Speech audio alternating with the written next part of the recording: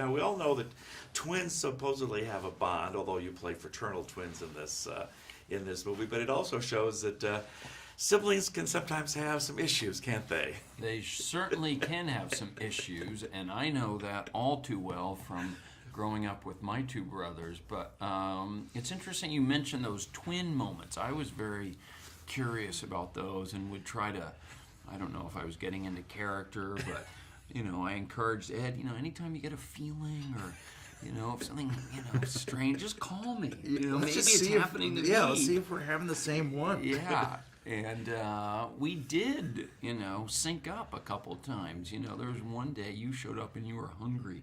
And I was like, son of a gun, I'm starved too. For you, Ed, it must have been sort of fun because even though it was the first time directing for Lawrence or Larry, you obviously knew him well from all the Hangover movies. So how was it to see him in the director's role? Yeah, so let's be clear. He's Larry to me. He'll never be Lawrence. I'm never going to call that guy Lawrence.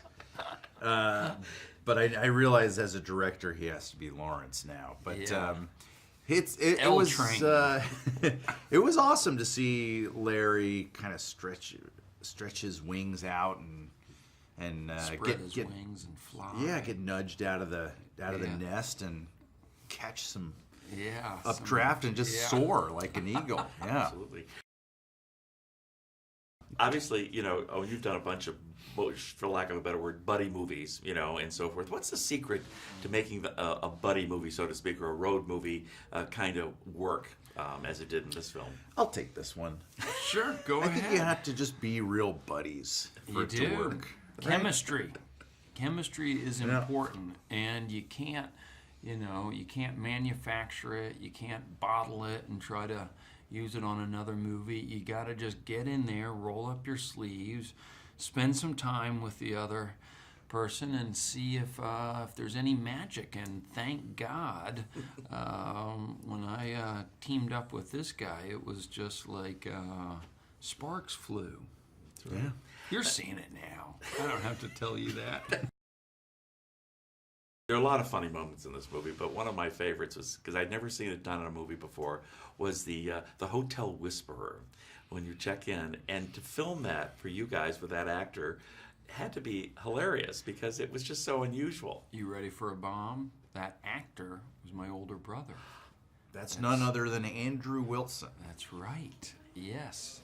That was my brother, and that was Ed's favorite scene. That was my favorite scene. I love that you brought that up because it's such a fleeting moment in the movie, and it's the funniest thing in the whole movie to me. I could not get through those takes. Andrew was making me laugh so hard. And I felt like I was, back in Dallas in the mid-'70s where, again, my brother's outshining me. And, Ed would not stop talking about my favorite scene is with your older brother. And, we got his little sidekick here today. Owen, come out and take a bow.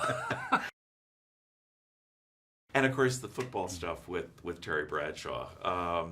I hope you didn't get injured. I know there's movie magic, but when you got tackled. Yeah, my neck is still a little stiff from that. That was Larry just was never satisfied with the hit. No. Ving Rhames just clotheslined you, and Larry was like, the timing was off, the angle was off, and just take after take after take of just. But now it's nice when I, meet somebody from the NFL because I know, you can take it. What they went through, because look, I was there in Florida and you took your lumps. Yeah, I took my lumps.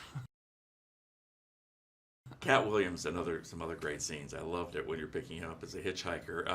Have either one of you, I'm sure at some point in your life you've hitchhiked. I've hitchhiked a little. Yeah.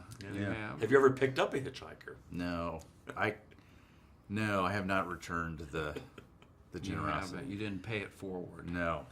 But he was so funny, and you guys all, was there any chance to do any improvisation in this?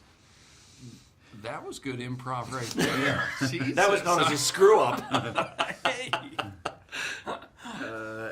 Yeah, there was a lot of improv. I mean, Katt Williams can only be described as an improvisational wizard. That's true. But he was just like, you just never knew what was going to come next with him, in the best way. Just a lot of fun. And then Owen and I would usually just be sort of like yakking over at craft service about some dumb thing, trying to crack each other up, and Larry would overhear and be like, put that in the movie. And so we would do it, and we'd improvise all this stuff, and It was probably less a case of Larry overhearing, more that Larry was trying to get a snack, and we'd sort of corner Larry. Hey, listen to this. We just came. We're talking about dried apricots. It's hilarious. You got to put this in the movie.